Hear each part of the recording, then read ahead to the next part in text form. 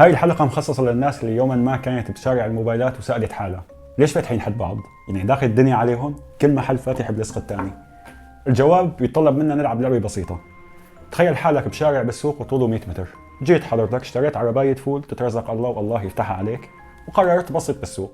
أفضل مكان بهالسوق هو النص، هيك بتكون قريب من الكل. مشيت امورك زي الفل لحد ما جيت صباحيه يوم 3 ولقيت عنصر امن متنكر ومعه عربايه فول مثل حكايتك، لا وصافي في محلك كمان. استفزك الموضوع، رحت لعنده وقلت له يا ابن الحلال خلينا نترزق الله ويفهمني واسمع مني. انت بتاخذ نص النص اليميني من الشارع وانا باخذ نص النص اليساري من الشارع، هيك كل واحد فينا بياخذ نص، والعالم اللي بنص الشارع بدهم يشوفوا الاقرب عليهم ويروحوا لعنده، هيك انا وياك بنكون متساويين. طلع هيك المخبر قال لك ماشي، عجبته الفكره. ومشت الايام، طمع المخبر. جيت شي يوم لقيته زاحف شوي باتجاه نص الشارع. بس انت بتزحف، اي وانا كمان بدي ازحف. زحفت شوي، هو يزحف انت تزحف، هو يزحف انت تزحف، هو يزحف انت تزحف، لحد ما توصلوا لعند بعض بنص السوق، وهذا افضل حل ممكن لكما. هون بتكونوا وصلتوا الى ما يسمى بتوازن ناش، وهو من المفهومات الاساسيه جدا بنظريه الالعاب. نظريه الالعاب اللي ذكرتها هي بعيده شوي، وبصراحة بعيد كتير عن الألعاب اللي مثل ببجي وسوبر ماريو. هي تحليل عقلاني منطقي رياضي بخلينا نوصل لأفضل القرارات خلال تعاملنا وتفاعلنا مع الآخرين، سواء كانوا متعاونين أو منافسين أو حتى شركاء طاولة عشاء. فيها عدد هائل من الاستراتيجيات ونلاقي تطبيقاتها بكل العلوم تقريبا وعلى كل المستويات. الحرب الباردة مثلا استراتيجياتها كانت بتقوم على النظرية. هنري كيسنجر بحد ذاته كان ياخذ دروس فيها، وبعدين صار يعطي دروس فيها، بعدين مات. حتى تطبيق البنات بينفهم من خلال هالنظرية هاي.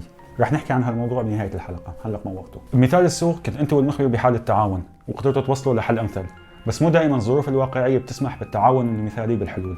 هون لازم نحكي عن معضلة كلاسيكية شهيرة تسمى معضلة السجينين، وتعتبر تطبيق جيد لنظرية الألعاب، وقصتها كالتالي. جورو وفريزر فاتوا على السجن لشي سبب، ممكن لأنه دمروا لهم 6-7 كواكب و4-5 شموس. تم عزلهم عن بعض، والمحقق قرر يعمل صفقة مع كل حدا فيهم لحال. فات لعند جوجو وقال له اسمع يا جوجو، إذا أنت اعترفت وفريزر ضل ساكت، أنت بتطلع وفريزر بينحكم 10 سنين. إذا فريزر اعترف وأنت ضليت ساكت، أنت بتنحكم 10 سنين وفريزر بيطلع يدمر بهالمجرات. إذا اثنيناتكم اعترفتوا، كل حدا فيكم بينحكم 5 سنين. إذا اثنيناتكم سكتوا، كل حدا فيكم بينحكم 2 وخالصين. الحل المثالي بديهيا بهي الحالة إنه يسكتوا وخلص، كل حدا فيهم بينحكم 2 وبيطلع. بس مثل ما قلنا ما في ثقة بيناتهم.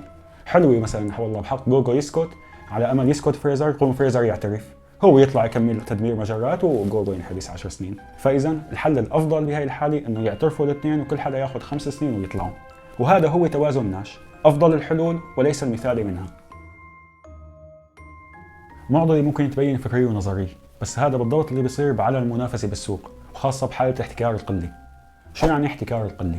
احتكار القلة هو شكل من أشكال الاحتكار بالسوق بيكون فيه عدد قليل جدا من الشركات متحكمة بقطاع كتير كبير من الاقتصاد، مثلا أبل وأندرويد، بيبسي وكوكاكولا، وإذا بنوسع المصطلح شوي فينا نقول أمريكا والاتحاد السوفيتي أيام الحرب الباردة. ولا مرة سألت حالك مثلا ليش أبل وأندرويد ما بيخلوا أسعار موبايلاتهم لل10,000؟ في عالم موبايل ضروري كتير بحياتها ورح يشتروا واحد. هلا سؤال مبين جوابه كتير معقد، بس بكل بساطة القانون ما بيسمح لهم. طيب ليش ما بيرخصوا الأسعار وبيسرقوا زباين من بعض؟ هون بقى حسبوها وفق منطق نظرية الألعاب. إذا أبل رخصت، سامسونج بتلحقها وترخص، بتقوم أبل بترخص، سامسونج بترخص، أبل بترخص، سامسونج بترخص، أبل بترخص، سامسونج بترخص، سوني بترخص بس ما حد يلتقش فيها، ويضلوا يرخصوا لحد ما يوصلوا لسعر منخفض جدا، ويا دوب يا دوب يطالع تكلفة الإنتاج والتسويق، وينحرقوا الشركتين بقلب بعض. مشان هيك ما بيتنافسوا أبدا بموضوع الأسعار، وبيخلوا المنافسة محصورة بمواضيع تتعلق بالجودة والتسويق والإعلانات وهالقصص هاي. هون كان في تعاون بين المتنافسين، فالتعاون هو واحد من استراتيجيات هالنظرية هي، وفي كمان الردع يعتبر نظرية ناجحة. سبحان الله بنشوف هالقصة بالحروب وبالاقتصاد. بالحروب القصة كانت كتير واضحة، أمريكا تصنع بهالنووي وتخبي والاتحاد السوفيتي يصنع ويخبي، أمريكا تصنع وتخبي الاتحاد السوفيتي يصنع ويخبي، أمريكا تصنع وتخبي الاتحاد السوفيتي يصنع ويخبي، أمريكا تصنع وتخبي الاتحاد السوفيتي يصنع ويخبي، وضلوا سنين عم يكونوا على النووي على الفاضي. أو لحظة، مو على الفاضي، الردع كان هو السبب، انه ليكو ليكو شغل عنا النووي. نفس الحالة بنلاقيها بالاقتصاد. في شركة اسمها مونسانتو كان عندها براءة اختراع بمنتج اسمه اسبارتام، محلي صناعي أحلى من السكر ب200 مرة. انتهت مدة براءة اختراع هالمنتج هذا، وباقي الشركات صارت قادرة تستخدم هالمنتج. قعدت هيك الشركة مع حالها المسؤوليات قالت شو ممكن يساوي حتى ما خلي المنافسين يفوتوا؟ بخوفهم، وبس خافوا يبطلوا يفوتوا. وهذا اللي صار والله. وسعت الشركة مصانعها وخطوط الإنتاج، وصار في إلها حصة كتير كبيرة بالسوق. هيك المنافس صار يخاف إنه يفوت ينافس الشركة بهالكبر هذا. هيك حصلت سياسة الردع ومشى الحال. فالواضح إنه مو شرط يكونوا الطرفين ربحانين باللعبة، مثل مثال عربايات الفول بأول الحلقة، عادي طرف يربح والثاني يخسر.